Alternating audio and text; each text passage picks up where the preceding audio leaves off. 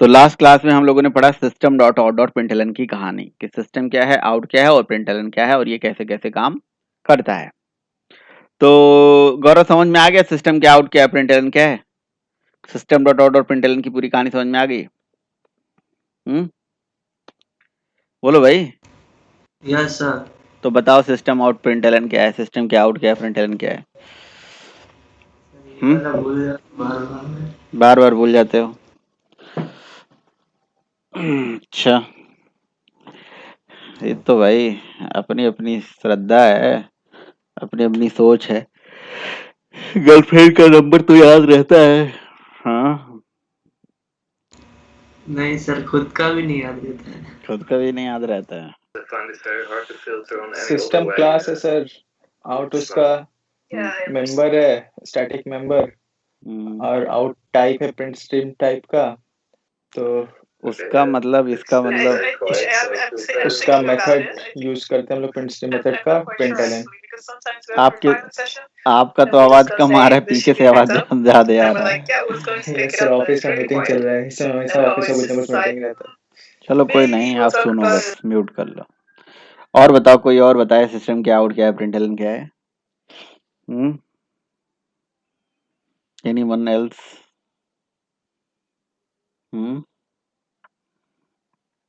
ठीक है, कोई नहीं बताएगा। सिस्टम तो क्लास है। हम्म। Hello sir. हाँ हाँ बोलिए। सर सिस्टम क्लास है, आउट एक प्रिंट स्ट्रीम टाइप का एक वेरिएबल है और प्रिंट एक मेथड है, एज सम मेथड में। तो आउट किस क्लास का वेरिएबल है? सर ये प्रिंट स्ट्रीम टाइप का। किस क्लास का? Sir print stream. आप लोगों के कंसेप्ट ही नहीं क्लियर हैं, सही बताऊं तो। मैं मतलब मुझे ऐसा लगता है आपके कंसेप्ट क्लियर होते तो आपको ये रटना थोड़ी ना पड़ता कि किसका क्या मेथड है, किसका क्या नहीं है। आप देख रहे हो सिस्टम डॉट आउट लिखा जा रहा है, तो आपको ऐसे ही क्लियर होना चाहिए कि सिस्टम क्लास का वेरिएबल है आउट, है ना? मैं पूछा हूँ किस क्लास का वेरिएबल है, तो आप बोलना चाहिए सिस्टम क्लास का। जब सिस्टम के ऊपर कॉल हो रहा है तो सिस्टम क्लास का ही होगा। जावा में किसी चीज को रटने की थोड़ी ना जरूरत है। जावा में अगर ऐसा लिखा गया कि सिस्टम डॉट आउट, तो इसका मतलब सिस्टम क्लास का वेरिएबल है, या तो सिस्टम क्लास का होगा या तो उसके पेरेंट का होगा, गट होगा उसी में से। म्यूट कर लीजिए भाई, है ना? ठीक है, चलो आप लोग देखो भाई, जितना मैंने पढ़ाया था आपको याद होना चाहिए, क्या बताया था क्या नहीं। इसके बाद देखिए, जब system dot out dot println आपको समझ में आ गया, साथ में हम लोगों ने बहुत सारी क्लासेस पढ़ ली, जैसे हमने file input stream output stream पढ़ लिया, है ना? बाइट एरे इनपुट और आउटपुट स्ट्रीम पढ़ लिया, है ना? ठीक है, फिर हमने बफर्ड इनपुट आउटपुट स्ट्रीम पढ़ लिया, फिर हमने डेटा इनपुट आउटपुट स्ट्रीम पढ़ लिया, फिर हमने फाइल हो गया, बाइट हो गया, बाइट एरे मतलब, है ना? बफर्ड हो गया, डेटा हो गया, फिर प्रिंट स्ट्रीम क्लास के बारे में मैंने आपको समझा दिया। फिर आपको system dot out dot println की भी कहानी समझा दी कि ये क्यों है और कैसे, इसकी क्या कहानी है। इसके बाद देखिए है क्या कहानी, इसके बाद है आपका कि प्रिंट स्ट्रीम क्लास की एक छोटी सी कहानी आपको मैं समझाता हूँ। जैसा कि आप जानते हो कि system dot out dot println जब आप लिखते हो तो उससे जो डेटा होता है आपके मॉनिटर पे दिखता है, लेकिन हम system dot out dot println ही लिखेंगे और डेटा हमारा मॉनिटर पे नहीं दिखेगा। ऐसा करने के लिए हमें क्या करना पड़ेगा? चलो कोड लिखने की जरूरत नहीं है, मेरे पास कोड बना बनाया तो मैं आपको दिखा देता हूँ। ऐसा करने के लिए सिस्टम क्लास का एक मेथड होता है सेट आउट। तो सेट आउट मेथड के माध्यम से हम आउटपुट को रिडायरेक्ट कर सकते हैं, हम आउटपुट को एक जगह से दूसरी जगह भेज सकते हैं कि आउटपुट यहाँ ना दिखे, कहीं और दिख जाए। तो आउटपुट को जिस जगह आप रिडायरेक्ट कर दोगे ना, वो उस जगह रिडायरेक्ट होके चला जाएगा। तो ये आईओ पैकेज हमारे पास है, इसके अंदर देखिए बाइट और कैरेक्टर स्ट्रीम है। तो हमारा जो प्रिंट स्ट्रीम है ना, इसी के अंदर ये शायद मैंने किया हुआ है, देखिए ये चीज यहाँ पे किया हुआ है। तो देखिए प्रिंट स्ट्रीम का हमने ऑब्जेक्ट बनाया और उसमें फाइल का रेफरेंस दे दिया। एक दूसरा प्रिंट स्ट्रीम बनाया, उसमें अलग फाइल का रेफरेंस दे दिया। अब सिस्टम क्लास का ही मेथड होता है सेट आउट, और सेट ERR भी होता है। ERR एरर के आउटपुट को रिडायरेक्ट करने के लिए होता है, और आउट जो है आउटपुट को रिडायरेक्ट करने के लिए होता है। तो हमने सिस्टम डॉट सेट आउट जब लिखा, उसमें मैंने प्रिंट स्ट्रीम का ऑब्जेक्ट पास कर दिया, और नीचे जो सिस्टम डॉट सेट ERR लिखा उसमें प्रिंट स्ट्रीम, दूसरे वाले प्रिंट स्ट्रीम का ऑब्जेक्ट पास कर दिया, है ना। अब हम लिखेंगे system dot out dot println, जैसे यहाँ लिखा है ना system dot out dot println. तो ये आउटपुट आपको कंसोल पे नहीं दिखेगा, ये आउटपुट पता कहाँ चला जाएगा, आउट का आउटपुट चला जाएगा पी नाम की फाइल में। क्यों? क्योंकि सिस्टम क्लास का सेट आउट में मैंने PS को डाला हुआ है, और PS मतलब प्रिंट स्ट्रीम का ऑब्जेक्ट, और प्रिंट स्ट्रीम के अंदर जो है वो फाइल का रेफरेंस है, उसका डेटा फाइल में पहुंच जाएगा p.txt में। इसी तरह से सिस्टम डॉट ERR से जो आप चीजें लिखोगे, है ना, वो सेट ERR के माध्यम से वो PS1 यानी कि r.txt में पहुंच जाएगा। ठीक है, तो सिस्टम क्लास के सेट आउट मेथड के माध्यम से हम किसी आउटपुट को रिडायरेक्ट कर सकते हैं।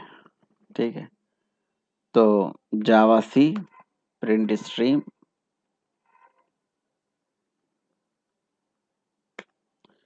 temp2 डॉट जावा, और उसके बाद इसको हमने कर दिया रन। क्या नाम है क्लास का नाम,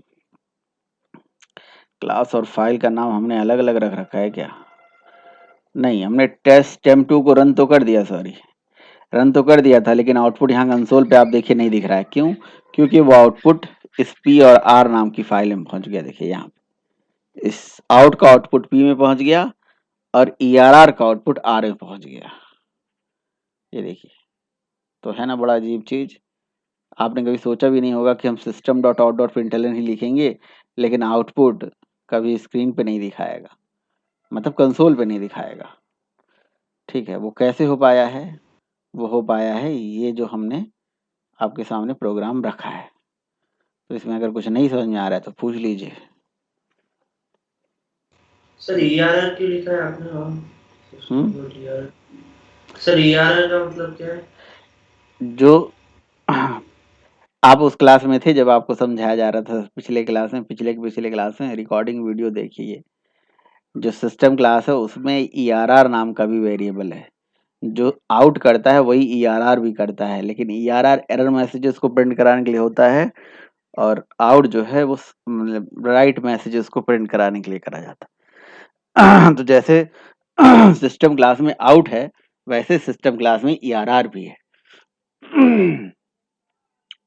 ठीक है, यस सर। बस ये है कहानी।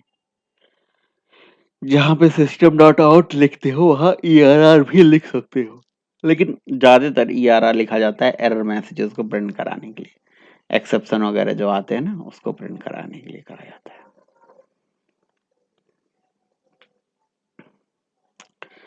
समझ में आ रहा है ये? तो system dot out dot println, तो हमारा system dot out dot println लिखने से डेटा हमारा स्क्रीन पे क्यों नहीं दिखा, कंसोल पे क्यों नहीं दिखा? सर आपने रीडायरेक्ट करा दिया। कैसे रिडायरेक्ट कराया? सर पहले वो सर वो मेथड क्लास इंपोर्ट कराई ऊपर से, और इधर से आपने अरे वही सिस्टम क्लास का सेट आउट मेथड से रिडायरेक्ट करा दिया, बस बात खत्म। सेट आउट और सेट ERR से। सिस्टम क्लास के सेट आउट सेट ERR, ये जो दोनों मेथड हैं, इन्हीं के माध्यम से अपने आउटपुट को रिडायरेक्ट करा दिया।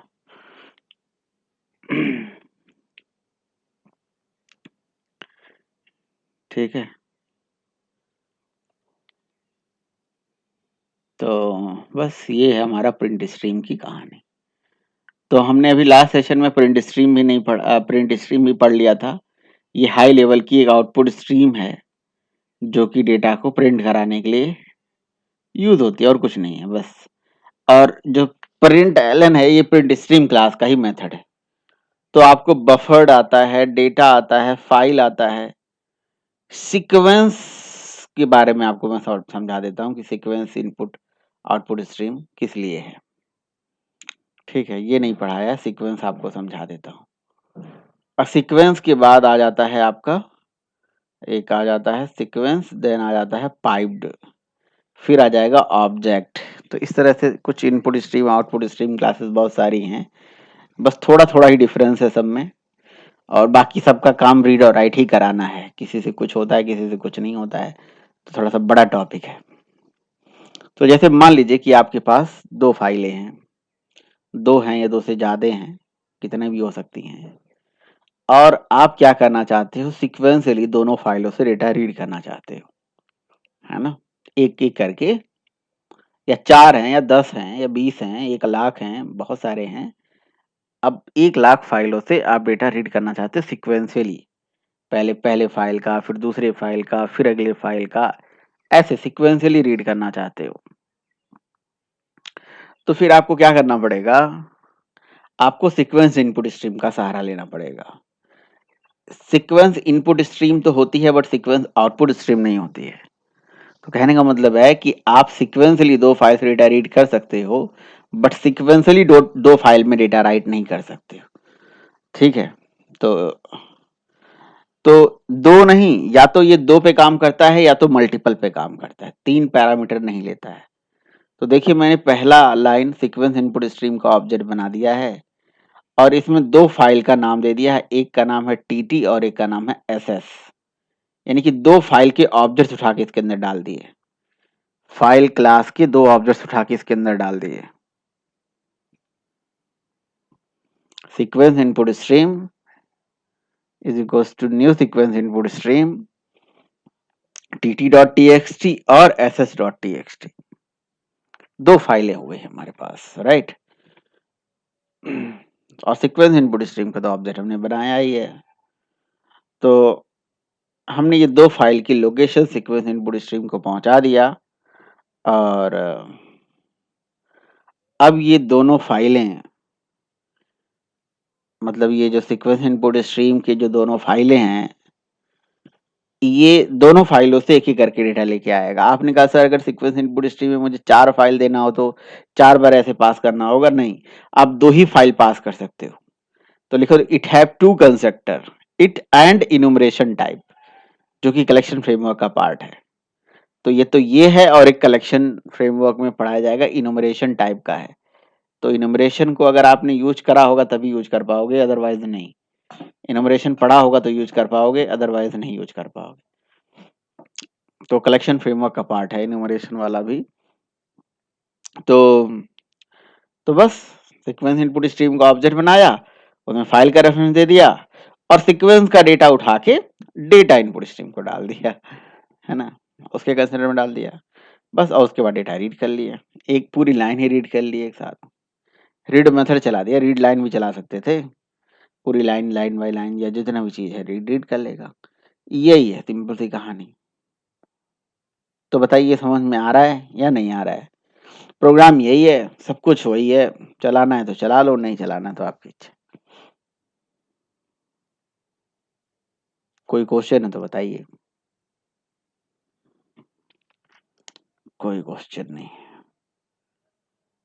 सब बहुत जानकार है हमारे यहाँ तो। Java C sequence input stream dot Java, और ये रन कर दिया। देखिए, ये 2 फाइल है हमारे पास, एक में लिखा था India is a good country, Elon की वजह से न्यू लाइन में चला गया है, ठीक है, और एक में है India is a good country, दोनों में है यही, ऐसे कुछ करके। तो बस दोनों फाइल से डेटा रीड कर रहा है, ये इसमें लिखा हुआ है, देखो, इंडिया इज गुड कंट्री और India is a great country, तो दोनों फाइल से डेटा रीड कर रहा है ये। अब आपको ये पता क्यों नहीं चल पा रहा है सही से, यहाँ पे प्रिंट एलन लगा के प्रिंट लगा दीजिए बस, एलन मतलब न्यू लाइन हो जा रहा है।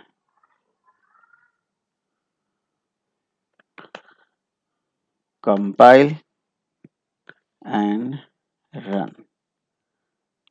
क्या हो गया भाई, क्या सब? ओहो, सेव नहीं किया क्या? अब सेव हुआ। कंपाइल और रन। ये देखिए, India is a good country, India is a great country, great वाला पहले आ गया, तो बस 2 फाइल्स रिटायरिड हो गया। आपने कहा न्यूमरेशन वाला कैसे होगा, तो आप क्या करना, कलेक्शन बनाना पड़ेगा आपको। एक कलेक्शन बना के, जैसे कलेक्शन इन्यूमरेशन जो है यूज करता है वेक्टर, तो वेक्टर का एक ऑब्जेक्ट बना के आप बहुत सारी फाइलें ऐड कर देंगे, है ना। जब आप पढ़ोगे तभी, अभी बहुत से लोग जानते ही नहीं, इसलिए उसके बारे में बात ही नहीं करना चाहिए, ठीक है। तो इसलिए जब आप पढ़ोगे तो आप खुद ही जान जाओगे उसमें क्या पैरामीटर जाता है, कैसे कैसे। वेक्टर पढ़ाऊंगा तो आप याद दिलाना।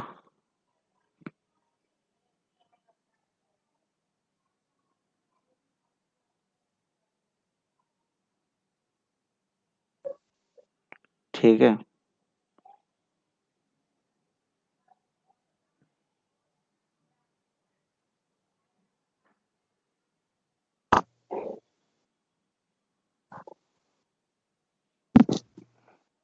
ओके। सो ये हो गया सीक्वेंस इनपुट स्ट्रीम, है ना। और इसके बाद आ जाता है, सीक्वेंस इनपुट स्ट्रीम के बाद आ जाता है भाई piped input stream and piped output stream, है ना। पाइप्ड इनपुट स्ट्रीम एंड, तो चलिए देखिए फिर आगे। तो पाइप्ड इनपुट और पाइप्ड आउटपुट स्ट्रीम क्या करता है, जरा इसके बारे में हम जानते हैं। इसका भी प्रोग्राम मेरे पास बना बनाया है।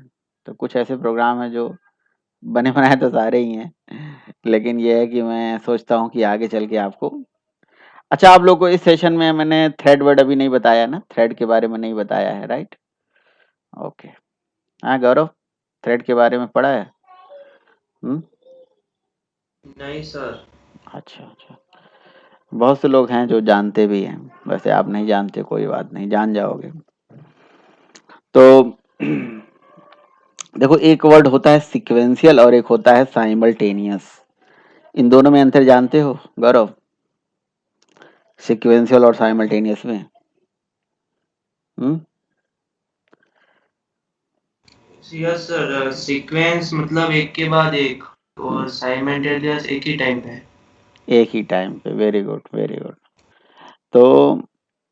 तो जो हमने अभी पढ़ा था वो सीक्वेंशियल पढ़ा था, सीक्वेंस इनपुट स्ट्रीम पढ़ा था, जो एक के बाद एक काम करता है, यानी कि पहले फाइल से डेटा रीड करेगा, फिर अगली फाइल से, फिर अगली फाइल से, फिर अगली फाइल से, सीक्वेंशियली एक के बाद एक। अब हमारा जो पाइप्ड आउटपुट स्ट्रीम है ना, ये पाइप्ड आउटपुट स्ट्रीम जो होता है ये बेसिकली एक साथ डेटा रीड और राइट दोनों कर लेता है। तो अगर आपको ऐसी जरूरत है कि साइमल्टेनियसली डेटा रीड भी करना और राइट भी करना है, रीड भी करना और राइट भी करना है, तो you can use this piped input और आउटपुट स्ट्रीम क्लास, ठीक है। पाइप इनपुट और आउटपुट स्ट्रीम जो क्लासेस हैं, ये बेसिकली साइमल्टेनियसली डेटा को, वो साइमल्टेनियसली डेटा को राइट करते हैं, मतलब रीड और राइट करते हैं। तो अगर आपको ऐसी जरूरत है, अगर आपको ऐसी जरूरत है कि भाई आपको साइमल्टेनियसली डेटा रीड राइट दोनों कराना है, तो you can go for the pipe input और आउटपुट स्ट्रीम क्लास, इसको आप यूज कर सकते हो। कि भाई एक जगह से डेटा रीड करा, फिर कहीं राइट करा दिया, रीड करा राइट करा एक साथ। अब इसका नाम पाइप्ड क्यों पड़ा? पाइप्ड इनपुट और आउटपुट स्ट्रीम जो होता है, ये रियल वर्ड से आप अगर रिलेट करो तो उसको ऐसे समझ सकते हो, एक मिनट भाई जरा एक घूंट पानी पी लो।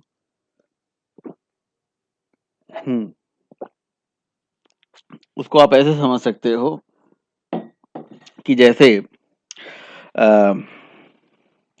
भाई मेरा घर है और मेरे पड़ोसी का घर है, उनके घर पानी नहीं आ रही है, तो हमें उनके घर, अपने घर से पानी भेजना है, तो कैसे भेज सकते हैं?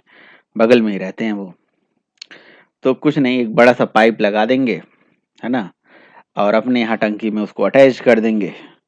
बस हमारे यहाँ से पाइप से जो पानी है उसको मतलब कनेक्ट कर देंगे, अटैच मतलब कनेक्ट कर देंगे, तो बस अब यहाँ से डेटा वहां जाने लगेगा, और क्या, सिंपल सा कंसेप्ट है, यहाँ से पानी वहां जाने लगेगा। तो अगर मान लो कि हम कोई काम साइमल्टेनियसली करना चाहते हैं, एक के बाद एक, एक के बाद एक, है ना, तो ऐसे ही हमें कनेक्शन बनाना पड़ेगा। दो स्ट्रीम होती हैं, एक का नाम है पाइप इनपुट स्ट्रीम और एक का नाम है पाइप आउटपुट स्ट्रीम। ये दोनों स्ट्रीम को एक दूसरे से कनेक्ट कर देंगे हम। तो जब कनेक्ट कर देंगे तो ये साइमल्टेनियसली काम करना शुरू कर देगा। लेकिन अब साइमल्टेनियसली काम तभी हो सकता है जब आप थ्रेड जानते हो। थ्रेड का एक यूज समझ लो यहाँ पे है। अब हमें दो थ्रेड बनाने पड़ेंगे ना पैरेलली जो चलेगा, एक थ्रेड रीड करेगा, एक थ्रेड राइट करेगा। तो ये थ्रेड स्पेसिफिक है। तो जब थ्रेड पढ़ना तो जान जाना ये क्या होता है ना। लेकिन अगर आप नहीं जानते थोड़ा सा थ्रेड, तो मैं ऐसे ही बता देता हूँ कि थ्रेड चलाने के लिए रनेबल इंटरफेस होता है, उसको इम्प्लीमेंट कर लीजिए। उसके रन मेथड में जो भी आपको टास्क लिखना है लिख दीजिए। यहाँ पे लिख दिया गया राइट का टास्क, और एक दूसरी थ्रेड बनाई गई है जिसके रन मेथड में रीड का टास्क लिख दिया गया है। तो एक थ्रेड ए से लेके जेड तक राइट करेगा और एक थ्रेड जो है ए से लेके जेड तक उसी को रीड करेगा, है ना। और इन दोनों को हमने क्या कर रखा है, कनेक्ट के माध्यम से पाइप इनपुट और आउटपुट स्ट्रीम का ऑब्जेक्ट बना के इनका एक कनेक्ट मेथड होता है जिससे हम इसे कनेक्ट कर देते हैं। बस बाकी थ्रेड का ऑब्जेक्ट बना के थ्रेड को स्टार्ट करने से थ्रेड चलती है। ये अब मैं कितना बताऊंगा, जो थ्रेड जानता होगा वही समझ पाएगा, नहीं अगर जानते हो तो फिर आगे थ्रेड पढ़ोगे तो जान जाओगे। तो कुछ ऐसी चीजें हैं जो अलग अलग टॉपिक की स्पेसिफिक हो जाती है ना, तो इसीलिए उसको बाद में ही समझाना हमारे लिए बेटर होता है, आपके लिए भी बेटर होता है। ठीक है, तो बस इसको चला के दिखा देता हूँ। और जो थ्रेड जानता है वो प्रोग्राम समझ सकता है, नहीं समझेगा प्रोग्राम देखे समझे नहीं आएगा तो मेरे से पूछे। और जो नहीं थ्रेड पढ़ा, जो थ्रेड पढ़ लेगा तो वो डायरी में नोट कर ले कि जब थ्रेड पढ़ने के बाद ये प्रोग्राम को रन कर लेगा, है ना। तो आपको समझ में आ जाएगा क्या है कैसे है। अच्छा, यहाँ पे मेरी जो मेन क्लास है उसका नाम है पी रन। तो पी रन को मैंने रन किया तो देखो यहाँ पे ये ए बी, एक थ्रेड में राइट हो रहा है और दूसरी थ्रेड इसको रीड कर रही है यहाँ पे। ठीक है, यहाँ रीड कर रही है, नहीं यहाँ सीएमडी पे राइट हो रहा है और एक जगह रीड हो रहा है। सीएमडी पे तो राइट हो रहा है, वहां दूसरी थ्रेड से रीड करा जा रहा है। रीड राइट चल रहा है, एक साथ चल रहा है। इसमें स्लीप कर दिया है मैंने, तो थोड़ी देर के बाद थोड़ा मतलब स्लीप कर करके आपको दिखा रहा है। तो थ्रेड स्पेसिफिक चीज हो गई भैया, थ्रेड वाला काम हो गया। तो ये सब हो गया हमारा। बस क्या रह गया, ऑब्जेक्ट इनपुट और आउटपुट स्ट्रीम रह गया है, इसको समझाना है। बाकी तो मेरे ख्याल से बाइट स्ट्रीम में बहुत सारी क्लासेस है, इतनी सारी क्लासेस हैं कि बट मैं मान के चल लो कि 80% क्लास तो बता ही दिया। हो सकता हो 2 4 5 10 क्लास और भी हों, बहुत सारे हैं स्ट्रीम क्लासेस में, बहुत सारी स्ट्रीम क्लासेस हैं वहाँ पे। ठीक है, अभी हमने जब आपको आईओ स्टार्ट करा था तो मैंने बताया था स्ट्रीम क्लासेस मेजरली दो पार्ट में डिवाइड हैं, दो पार्ट में कैटेगराइज हैं, एक बाइट ओरिएंटेड स्ट्रीम और एक कैरेक्टर ओरिएंटेड स्ट्रीम, जिसको हम बाइट स्ट्रीम और कैरेक्टर स्ट्रीम बोलते हैं। तो हम बाइट स्ट्रीम पढ़ रहे हैं अभी। This is for your information, जो मुझे आपको बता देनी चाहिए। अभी इसके बाद मैं आपको कैरेक्टर स्ट्रीम भी पढ़ाऊंगा, लेकिन उसकी बात अभी बाद में आएगी, कैरेक्टर स्ट्रीम आपको बताऊंगा। अच्छा, अब ये तो हो गई एक चीज।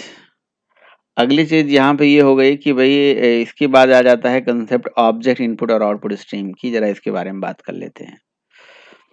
देखिए अभी तक हमने क्या सीखा, अभी तक हमने ये सीखा कहीं डेटा बाइट बाय बाइट ले जाना है, कहीं लाइन बाय लाइन ले जाना है, कहीं एक साथ ले जाना है, कहीं सीक्वेंशियल ले जाना है, कहीं साइमल्टेनियसली ले जाना है।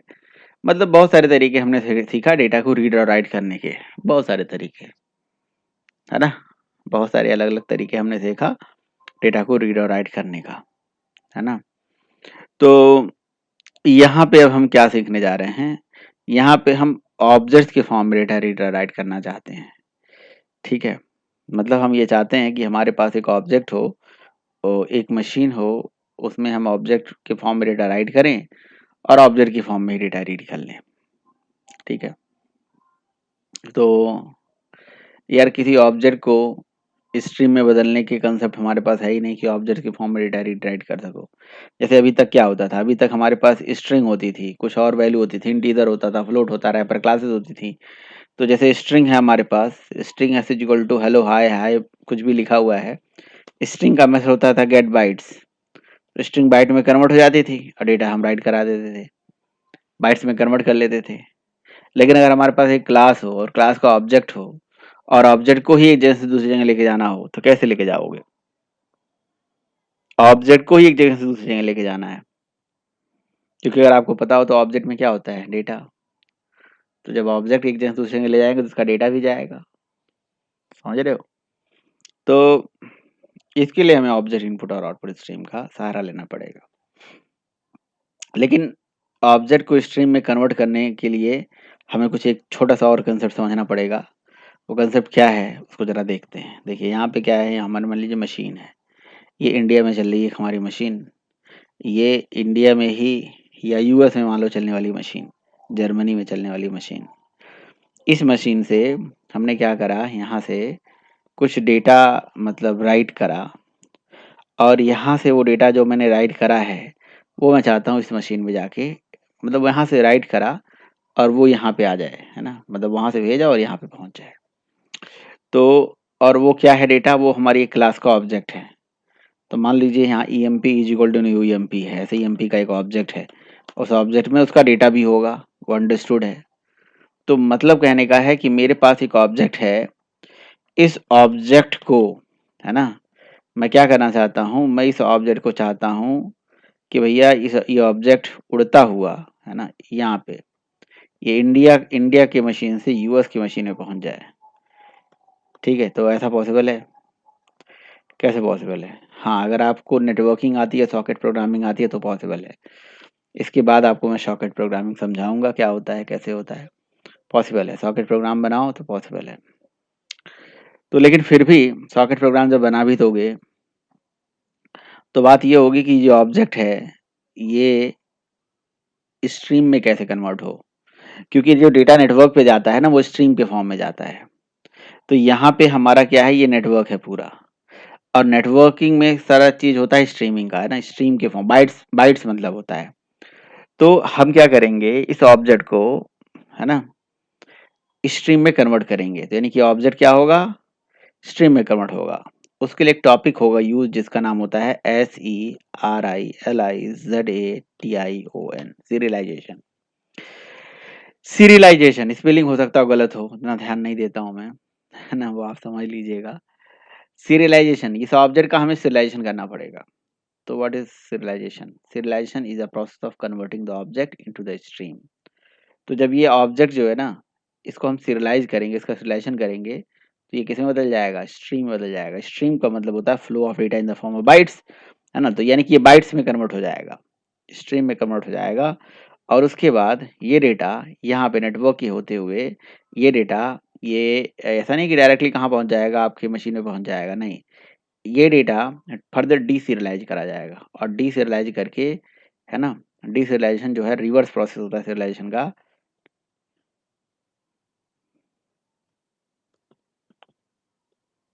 ठीक है, इसका डीसीरियलाइजेशन होगा, और डीसीरियलाइजेशन करके इसको फिर से क्या कन्वर्ट कर दिया जाएगा, इसको कन्वर्ट कर दिया जाएगा ऑब्जेक्ट्स में। तो ये जो ऑब्जेक्ट वहां से चला था वो ऑब्जेक्ट यहाँ पे स्टोर हो जाएगा।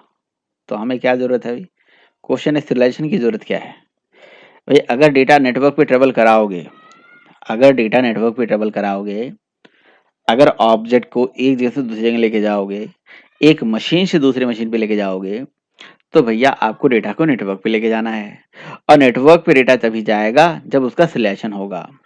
तो क्वेश्चन है कि वाई सीरियलाइजेशन। सीरियलाइजेशन इसलिए जरूरी है जब हम डेटा को नेटवर्क पे ट्रेवल कराएंगे, इसलिए जरूरी है। ठीक है, दूसरा चीज, सर वो सर वो क्या हो रहा है? सर आपका आवाज 5 मिनट सर, आपका आवाज बहुत कट रहा है सर, पता नहीं लग रहा क्या बोल रहे हैं। मैं, यस सर। आप लोग भी तो जवाब ही नहीं देते हो, तो इसीलिए वो सोच रहा है कि भाई क्या पता जवाब, कभी कभी आप भी लोग तो भी जवाब नहीं देते हो ना, तो इसलिए वो भी नहीं जवाब दे रहा होगा आपको। अभी आ रही है आवाज? सर पता नहीं सर, अब मेरे को लगा सर मेरा नेट को प्रॉब्लम है।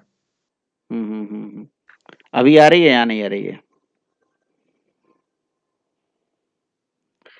अभी आ रही है आप लोग को आवाज, बोलेंगे? अब तो बोलो भाई, आ रही है कि नहीं आ रही है आवाज? ठीक है, नहीं बोलोगे मत बोलो। ओके, अरे भाई तुम ही लोगों से पूछ रहा हूँ भाई, बता दो आवाज आ रही कि नहीं आ रही है। हम्म, आवाज नहीं आ रही है प्रीतम?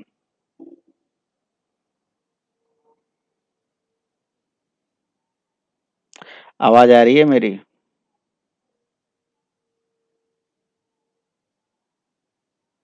हेलो?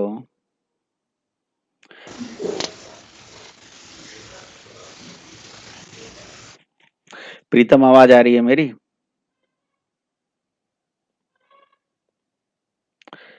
अ, गौरव आवाज आ रही है?